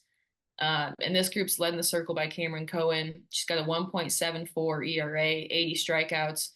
And sophomore Anissa Mendoza, she's having a good campaign. They're on 2.64 on the year. Wouldn't mess with Houston Victoria. No, I wouldn't. I tell you who else I wouldn't mess with. Very similar in the boat of LSUA, Freed Hardman Lady Lions. Yeah, 334 batting average as a team this year with 80 extra base hits. They'll take them. They beat Cumberland's twice over in the Mid-South, which is a very impressive feat. Thinking about how Cumberland's was all throughout the year. Olivia Eggleston, 435, 41 RBIs. She got hot in the tournament, hit around 500, I think, with 4 RBIs. Chloe Winters had a great game against the Pats. She's got a 2.10 ERA in the year, 82 strikeouts. And Carly Quinn and Natalie Gilmore will run. Quinn's hitting 450, and she's got an on-base percentage of 479. Yeah, Carly Quinn, I mean, one of the best leadoff hitters in NAIA softball. I think she went like 9 for 11, or maybe 9 for 10, something like that. Did phenomenal in that conference tournament, going to wreak a lot of havoc. And I just looking at between Freed Hardman and Oklahoma City, got to see those two teams 2 years ago in the World Series. Some great pitching there. And I go back to it. I know I've said this multiple times, but like last year with Williams with Southern Oregon, it was Shelby Cornelson 2 years ago for Oklahoma City. She went there and she shut that tournament down. Yeah. And look, I think that could very well be a theme that we talk about. If we are next year, I think then that, at least for me, and I'm sure there's plenty of other times where pitchers have gone to the NAIA Softball World Series and shut it down, which is why we're doing that idea postseason. I'm kind of fired up for that. Kind of fired up to get back in August and just kind of dig in the weeds. You and I'll look at some stuff. And that's another thing. Hey, I'm sure there's been some great years, some great players. Again, let us know. Let us know some things you'd want to hear. But Carly, friend of the program, Jay Kent, so excited in his last year. He's getting to go to the dance. Yeah, I'm glad they got in, considering this is last year as leader of the pack. Couldn't think of it. Yeah. He's still at all. He'll still be an Ottawa Brave. He'll still be, Brave for life. Administration. Yeah. But yeah, Ottawa Braves didn't quite make the KCAC run that we thought they might. No, neither one of us picked them to win it. I had friends, and you were correct in Evangel, but I still think we thought they would, be one of the last two. I thought they'd be up there. Yeah.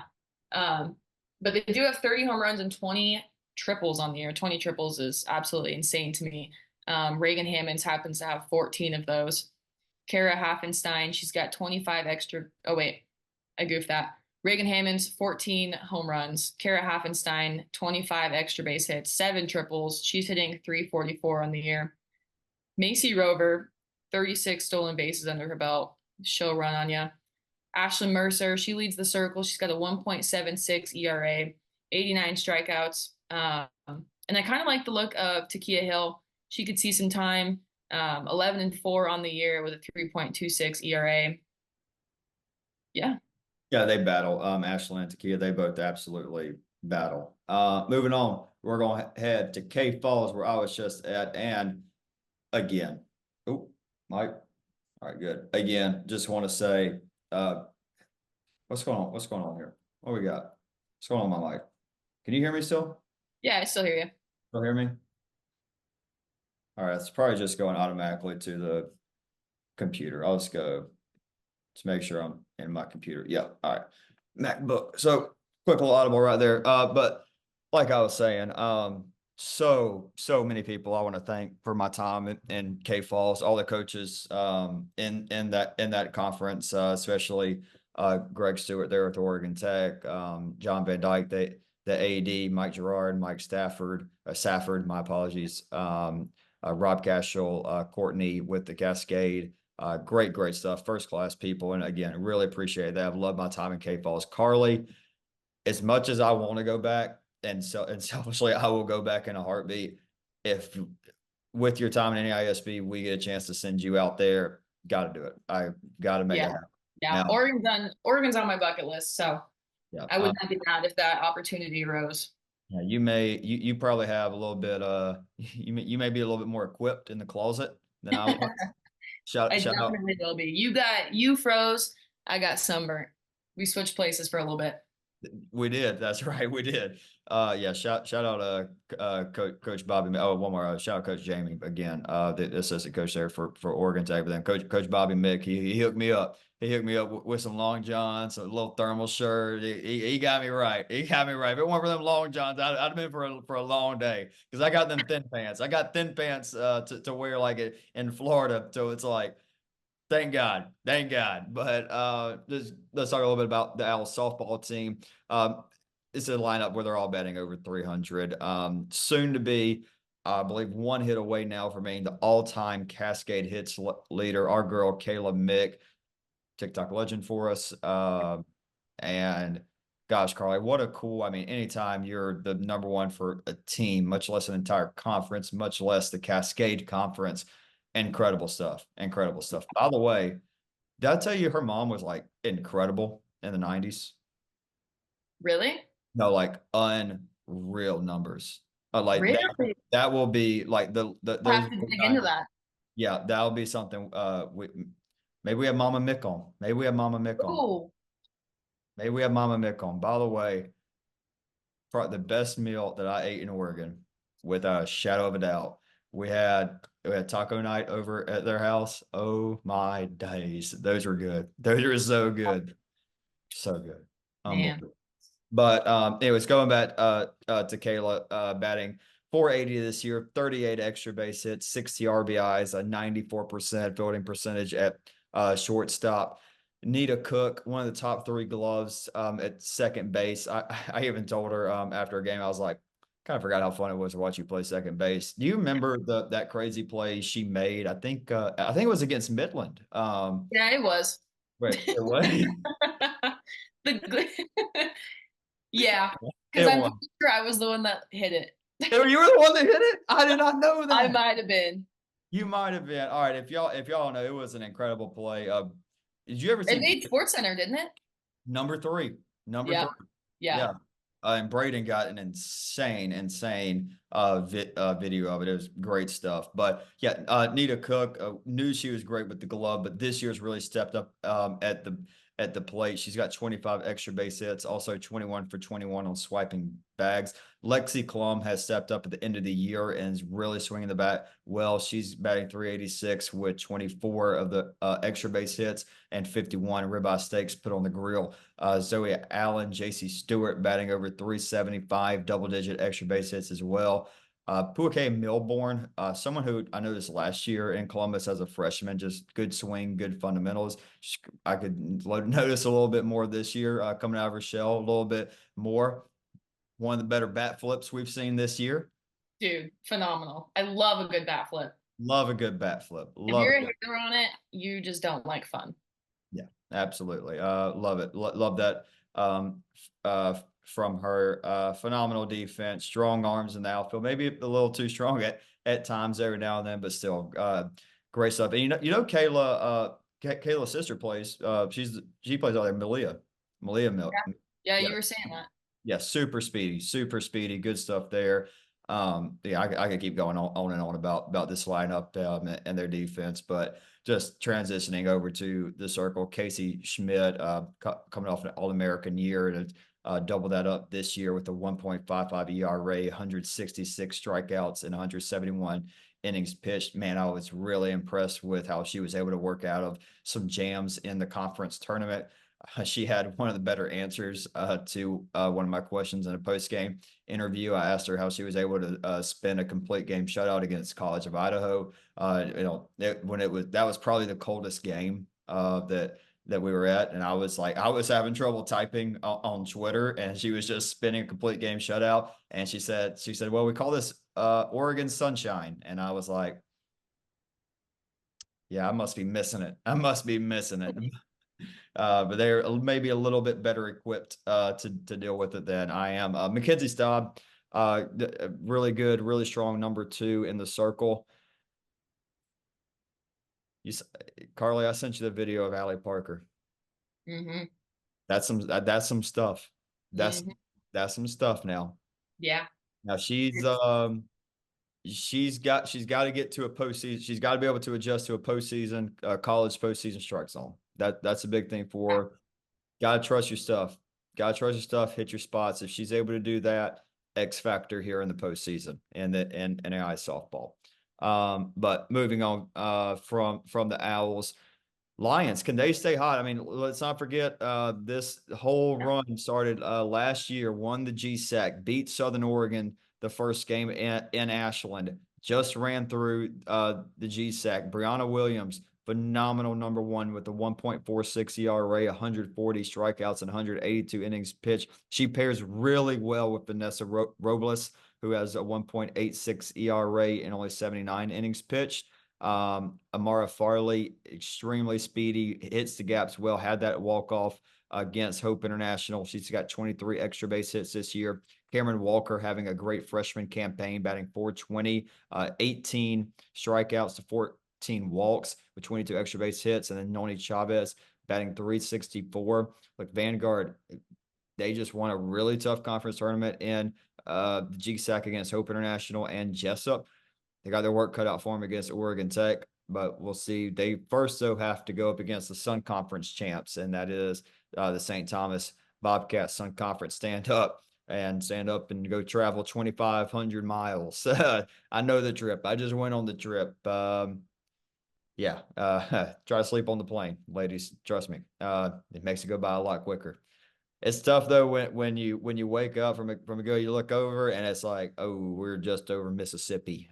We're going to be up for a while. But anyways, this team's obviously led by Anna Toon, really good two-way player. You know what? Funny enough, I was riding back with Coach Stewart. He was taking me to the airport yesterday morning, and we were talking about Anna Toon. This obviously before we knew anybody knew anything about opening round, and I was just telling her about Anna Toon, who was at I was telling her about Anna Toon. I was just telling him about Sun Conference softball, and he was like, I could tell like something clicked, and I was like, that name sound familiar, and he was like, yeah, it is. And it was like, and I remember she played for Montana before going to JUCO down here in Florida and making a business decision to stay in the sunshine.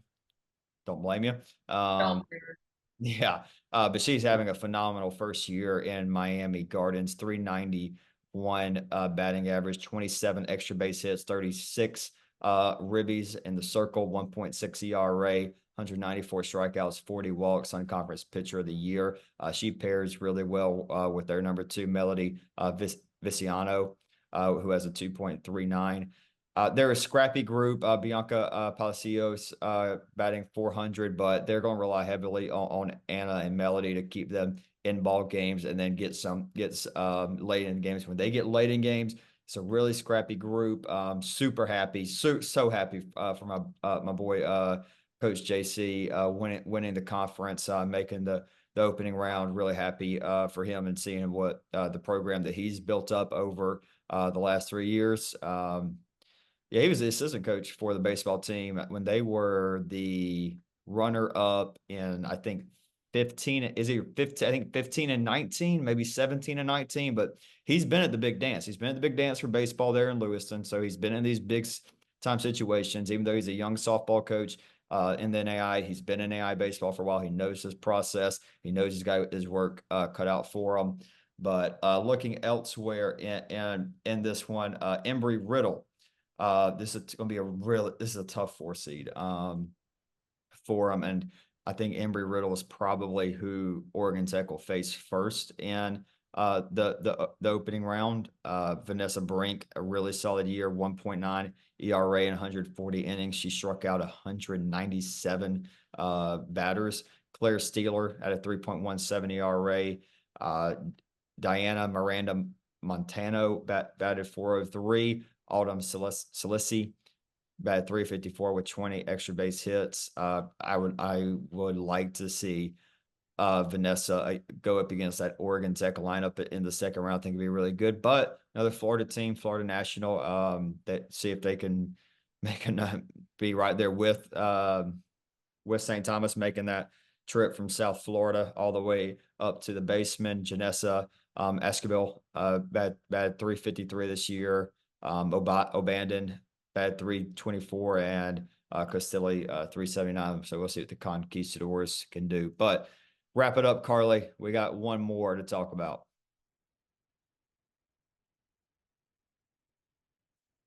You there? Yeah, you froze for a second. You froze for a second. Really? Yeah, I think we're good though.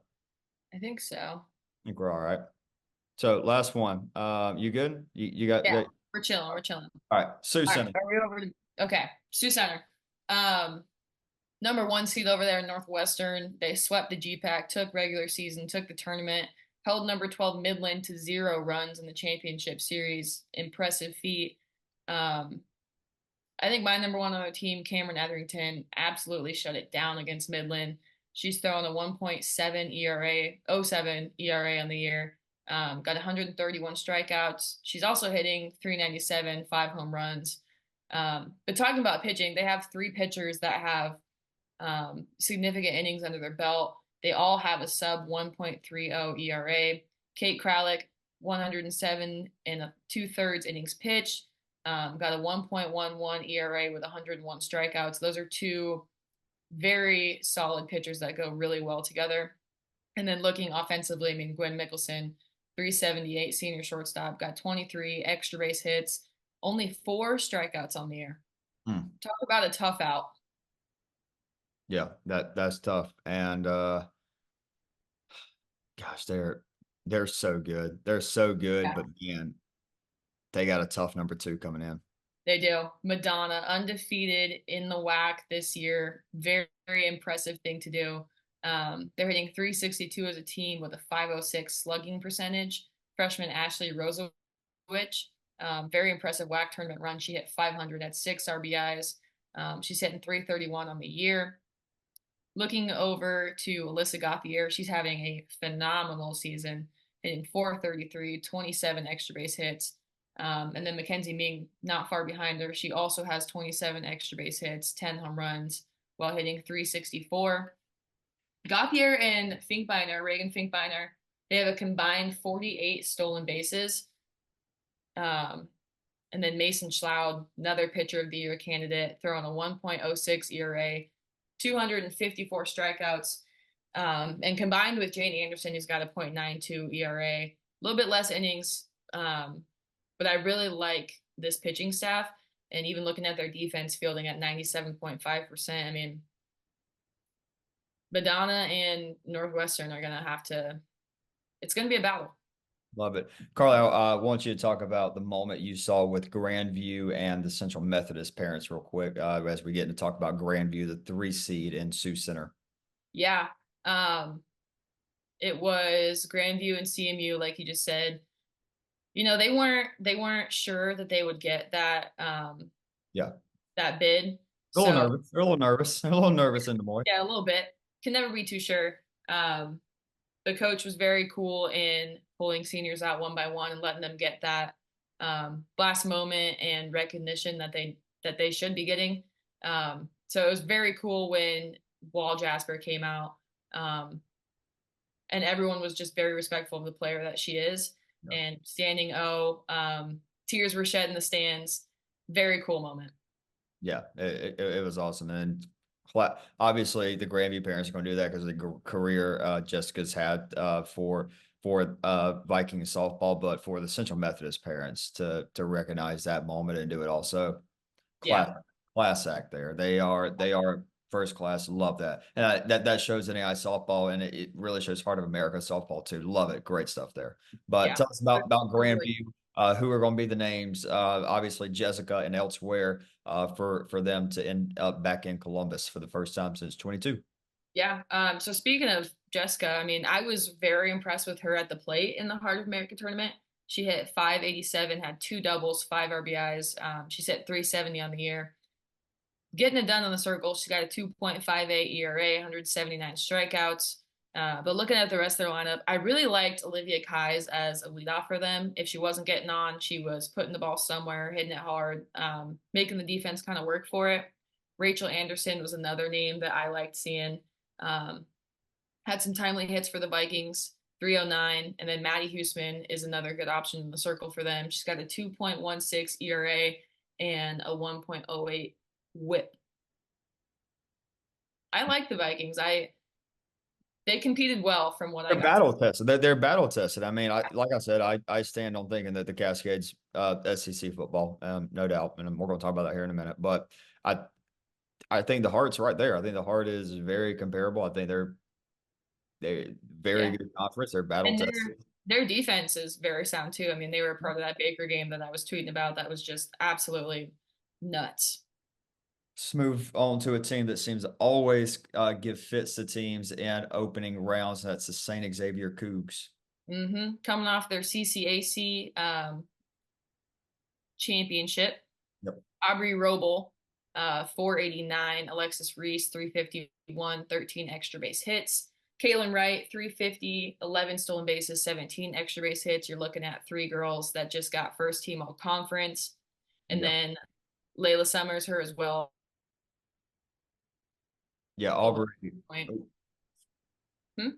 I don't know, we keep freezing up a little bit. I think we're fine though. Aubrey, she kind of goes in that. We talked about some other great second basemen. Aubrey right there is a freshman. Layla Summers, that's someone that Coach Stewart gave a lot of credit to in Klamath Falls. I don't think he'll mind me sharing that here.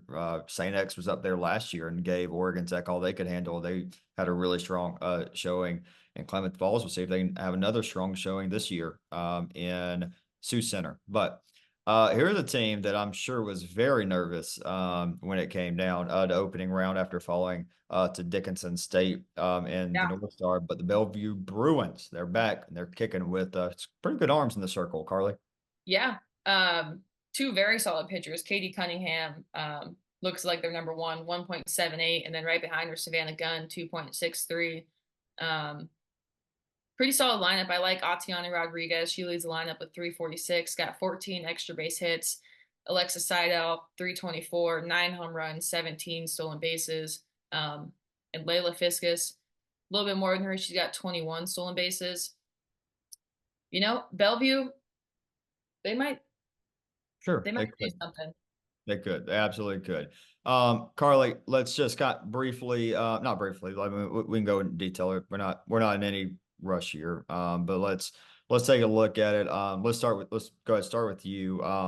What are some things that again, as we move into part 2 of this episode, we're moving into the Heart of America and Cascade Collegiate Conference recap, where Carly and I were at. After that, we will give our 10 teams that we believe will be in Columbus battling for the Red Banner. But Carly, talk to me about the Heart of America tournament. This was your first time going out and doing live coverage. By the way, people, right now, and gosh dang it, I mean it.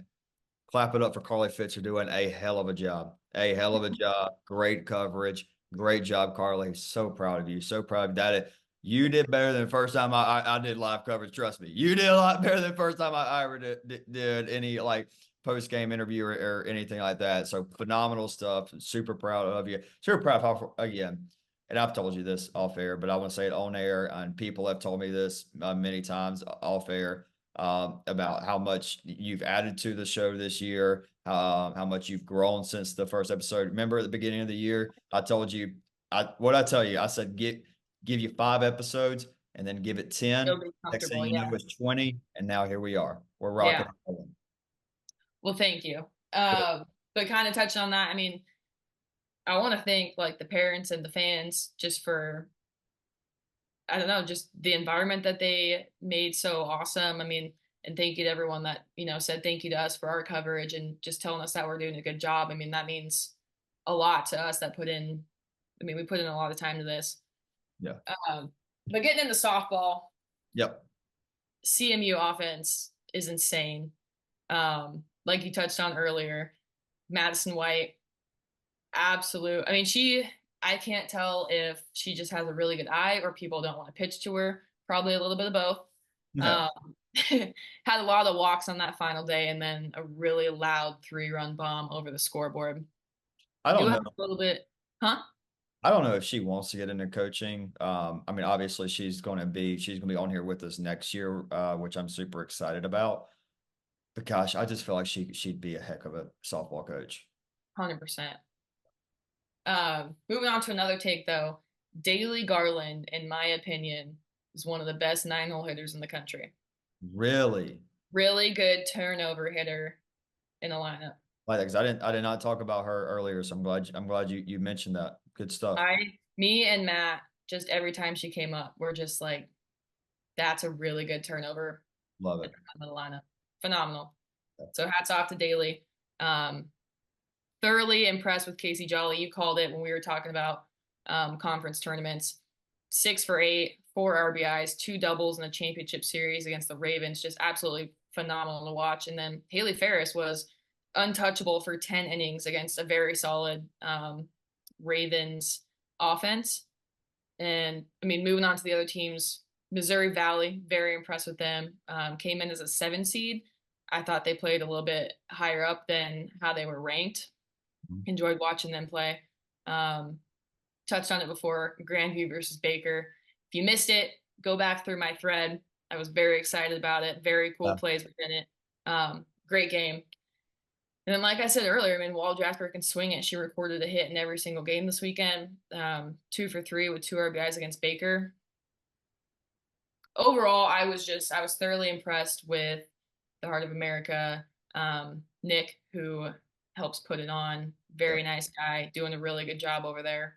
Yeah, heard a ton of great things. He's a new commissioner. Obviously, Tyler Price too. He's helped us set up the Heart of America Media Day interviews the last couple of years. Our really first thing we ever did with the NAIA softball, especially our first big break, was doing that 2 years ago. So really appreciative to the Heart of America. Carly, any other thoughts on the Heart for I talk a little Cascade? No, just thank you for everyone for, making the environment so good, and the parents for just being so welcoming and nice, I guess. Yeah. And I retweet here with Cascade, like I said earlier. Look, Cascade, I said sorry, but it's the SEC football, and it's not just the level of play, but like that first game for Oregon Tech against Southern Oregon, when there's like 650 people in the stands, and they're like, it's a pretty small crowd for one of these SOU OIT games. I'm like, Jesus. It's awesome. It's great softball. It's so fun up there. Already talked about it. Hoskins and Parsons, probably the most dangerous duo, one of the hardest duos to prepare for in NAIA softball. Moving on to Southern Oregon, as I said, I would talk a little bit more about them now, and now is here. Say a player I was so impressed with, Carly, was Brooke Nordahl, the second baseman, hit her second home run of the year in a big moment against Oregon Tech. But gosh, we talk about the gloves at second base. She made some unreal plays, a crazy uh, uh, diving play to catch a line drive to end the game in a big play against OIT in elimination I game. think I saw that one on Twitter. Yeah, it was awesome. She was a lot of fun. I love the energy from Hannah Clavel. You would immediately Hannah Clavel is definitely somebody we need to have on this podcast. You'll love her. You would have loved her. I know you loved your third baseman in Midland, obviously, but Hannah Clavel, always talking, always encouraging. Great stuff from her. Talked about Milborn for Oregon Tech, absolutely electric. Kayla Mick is Kayla Mick. I go back to Allie Parker again. Didn't get to see her too much. I don't think we're going to see her much this postseason, but again, next year, watch out for her. Another arm to watch out for next season out of Carroll College, Kennedy Vanner, unbelievably impressed by her in that game against College of Idaho. She made one mistake, which was pitch a ball over the middle of the plate to Lolo Walker, and she sent that thing a long way. But other than that, she was shut down, and that got her a win over College of Idaho. And she already had wins over Oregon Tech, Southern Oregon, and Eastern Oregon. Kennedy Vanner, I think she's about to have a very, very, very strong junior year. It's kind of funny after they won that first game against College of Idaho. As soon as we got done with the post game interview, she had to go behind the dugout. She had to take a final for one of her classes. I felt so bad for her because I don't know yeah, I don't know if just the park Wi-Fi was that strong there. My Wi-Fi was great. I was on the staff Wi-Fi. But I don't know if the guest Wi-Fi was too strong for her. I hope you did okay. Kennedy, hope you did good on that. Another team, British Columbia, Carly Murray in the circle was really impressive. Caitlin Kim, Shea Sever with the bat. College of Idaho didn't have the best showing at the Cascade tournament, but like I talked about them earlier, they got a good mix. If they can get the bottom of their lineup going, they're going to be dangerous. And again, I think Annie Polster, when you get her outside of the Cascade, conference that she's going up against teams that haven't seen her as much. It's going to be some stuff that's going to mess with some teams. But Carly, it's time to pick our 10 teams to Columbus. Long awaited. Long awaited. All right, let's start. You know what? I'm just gonna pull up. I'm pulling up our Instagram, and we'll just go in order that's in our Instagram. So we'll go to Chickasha, USAO, Midland, LSUA, Baker, and Friends. Carly, last year in the opening round, I picked against USAO. This year in the conference tournament, I picked against USAO. Fool me once, shame on you. Fool me twice, shame on me. I will not be doing it a third time. Maybe they want me to. Maybe they want me to because it's worked out for them. But I will not be doing that. Look, I love the LSUA pick here because I love riding a hot hand in the postseason. I think that's such a big factor. I think it's such a big factor because if we're going to get down to this and we're going to have 10 teams, and the difference between 1 and 10 in Columbus is so slim, and it's going to be a matter of who's hot. And there's nobody hotter than LSUA. I like that pick a lot. I'm not going up against Sophie Williams, Jaden Wallace, and company. I got the Drovers, my first team in to Columbus. I do too. I can't go against Sophie Williams. Love it. So we've both already given our Fayette, Central Methodist. Look, I could see Indiana Wesleyan. If they get into a shootout with them, they could do something. But man, I just don't see anybody beating CMU right now. They're so sound, 1 through 9. They're so good. Carly, who do you have coming out of Hattiesburg and why? You already know I gotta pick Jessup. I'm a little skeptical of if the pitching can get them there, but man, I've been riding Jessup all year. I love Sarah Giles. I love just everything they got going in their program. I got to go Jessup. I don't mind it at all, Carly. And honestly, there's a bit of my gut telling me to go Jessup, but in my head, I love this team as a 3 seed. I know that there's that a little bit of change in the at the helm, but I love Reinhardt. Yeah, that's my second. Yeah, I feel bad kind of skipping over William Carey there in their own backyard, but there's also a sense. Look, as a Weber guy, I know a thing or two about a 3 seed going into Hattiesburg and booking a trip to Columbus. Our good friend Mimi Magger knows a thing about it too. So that's where our first discrepancy is. It will be in Hattiesburg. You got Jessup. I got Reinhardt. Our 4th spot, Marion. We got Indianapolis. We got Marion, Southern Oregon, Middle Georgia State, Aquinas, Rio Grande.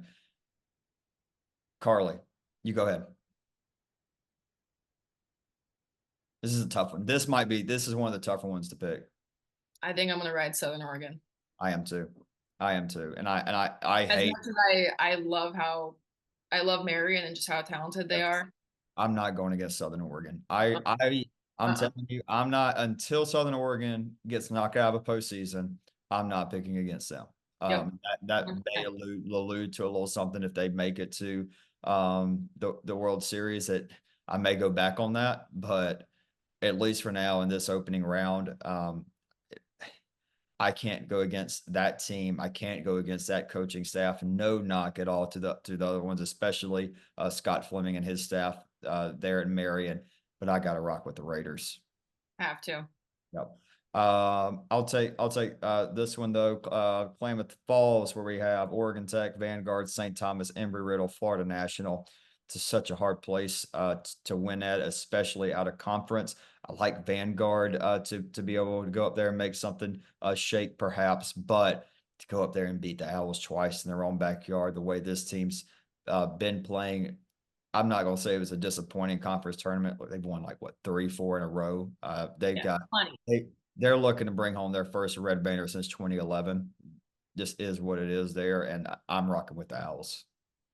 Yeah, I think Vanguard can make a little bit of noise, but like you've said, I mean they're in their own backyard. They have a great environment. Yeah. I find it hard to go against them. Carly, let's move on to another very, very fun opening round in Lawrenceville in the Grizzly Den. Georgia Gwinnett will be a 2 seed. like William Carey is for Jessup. The 1 seed will be Eastern Oregon, the 3 seed Southeastern, the 4 Mobap, the 5 Spring Arbor. Carly, does GGC make another short trip to Columbus? Should Eastern Oregon extend their stay, or do you see an upset? I'm gonna go Eastern Oregon extending their stay, not just because of how talented they are through and through, but I think seeing 3 Cascade teams in the World Series would be wonderful. It's happened before. It has happened Yep. before. I want to drink that Southeastern Kool-Aid. God, I want it. Really? God, I want to. I'm not going to. I want to. I'm not though. I think also an underlying match. I think the speed of Southeastern is going to surprise all these other teams, but they're going to have to beat the pitching of these other teams first before you get on base. And if as long as Oregon's defense is sound, I think that's the biggest thing. If Eastern Oregon doesn't beat themselves, they're going to be in Columbus. I can't go against Hoskins and Parsons. No, I'm not. I'm not either. No I way. did it once, brother. Did not work out well. We've already said this. Star Revenge Tour, Oklahoma City. Yeah. Now, could Freed Hardeman stay hot? Sure. Can Houston victorious show everybody the Red River is a really good conference and a disrespected conference? Sure. Could Ottawa go on a hey Jay Can't retirement tour all time? Great stuff. Sure. But it's Phil McSpadden. It's that duo of Heron and Cornelison. It's what? How many batting over 400? You said 7? 7. I'm going them. I'm going that team. Oklahoma City getting back, trying to get their title back from 22. San Antonio, Carly, we got Olu, Hope International, Evangel, and Cotty. Are you going to go with the team that you knocked out of the World Series last year, going 3 for 4, triple short of the cycle against? Yeah, I think I gotta ride Olu. As much as boring as I feel picking a lot of the number ones, I mean, I can't go against them. I gotta go Olu. Yeah. Cassie Valdez. Evangel. I I like Evangel a lot. Um, I think Evangel is going to beat Hope, and I think they're going to give. I think they could take one from Olu. I do think they'll take one game from Our Lady of the Lake. They'll make it interesting. Yes, I think Evangel takes one from Our Lady of the Lake. I don't think the Saints lose 2. I don't think the Saints lose 2 in their own backyard. So I know boring, but look, this is something we've said all year. When we get to it, I think there's going to be a lot of 1 season. We got a couple threes mixed in. And hey, y'all can get mad at Carly. She's been on fire with the picks. She's been a lot better with the picks. So hey, say that, and we'll see how this goes. But we headed to Sioux Center, a little bit closer to your backyard. And Carly, and by the way, for your like plans for opening round, just so everybody knows, Carly's gonna be kind of our sit back, watch, Eyes in the sky. eye in the sky. Yeah, but if there were one where maybe you go and watch and get a little bit, it would be this one, correct? Yeah. Yeah. Sioux Center, Northwestern, Madonna, Grandview, St. Xavier, Bellevue, Carly. So here's where I'm at. No disrespect here, Grandview, St. Xavier, Bellevue, but I'm stuck here pretty 50-50 between Northwestern and Madonna.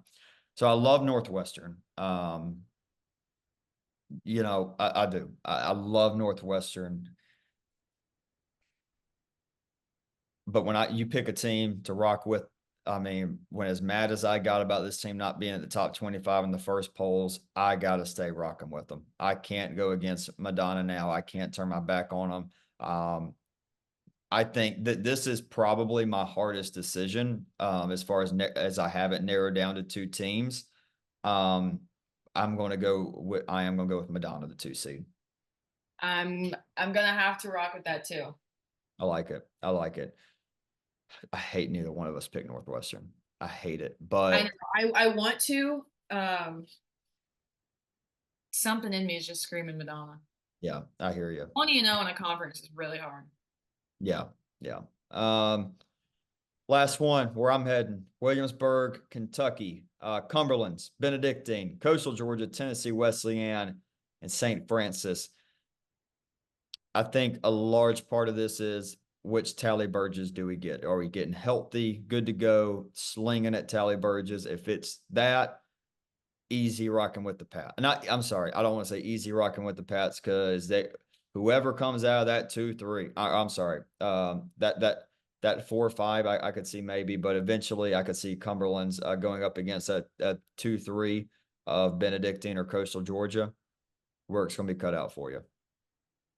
Work's going to be now. I don't now if Tennessee Wesleyan or St. Francis beats Cumberland's in that first game, then I mean, rent's thrown in, anything can happen. I don't know what the heck's going to happen at that point. But assuming Cumberland's beats the winner of that 4-5 matchup, they're going to have their work cut out for them. And that 2-3 against Benedictine in Coastal Georgia, which I said that's one of my favorite 2-3 matchups. I love it. I'm so excited. I'm so excited to see those two guys go at it. Old vet, not old, a seasoned vet, and Mike Minnick. He's still a spring chicken. He's a good dude. He old Georgia boy. He aged good. And we get a young, energetic coach in Paul Hunt. But probably that being said, they were the first team we talked about, and they're the last team I'm going to talk about here. I'm rocking with the Cumberland's Patriots to get back to Columbus and try to get one step to, or I guess technically 2 steps further from being in third place to bringing a red banner to Williamsburg. Yeah, I'm with you on that one. Just thinking back to our talk with them earlier this year, I think they've got the right culture and the mindset to really shove them through. So we have pretty similar picks. I think we probably have 8 or 9 of the same picks. I think so. Think about which we talk a lot of softball together. Imagine that. So not too surprised. I thought you might have gone Benedictine there. I really thought you. I want to. I don't know. That one's kind of up in the air. I'm kind of set on Cumberland's, but Okay. I'm not going to try. If there were to be a 2 seed to take it, I'd have my money on them. All right, so let's roll through this. Williamsburg, I have Cumberland's, you have Cumberland's. Sioux Center, we both have Madonna. San Antonio, we both have Our Lady of the Lake. We both have Oklahoma City. We both have Eastern Oregon. We both have Oregon Tech. We both have Southern Oregon. You have Jessup. I have Reinhardt. We both have Central Methodist. We both have CMU. So 9 to 10. Switch me over to Northwestern. Okay, you want to switch over to the Northwestern? You know what? I'm gonna ride with the Red Raiders. Okay, good deal. Stay with your conference. Don't be like me. Don't be a traitor to your conference because I'm going against 3 Sun Conference teams here. Yeah, I'm gonna ride with the Red Raiders.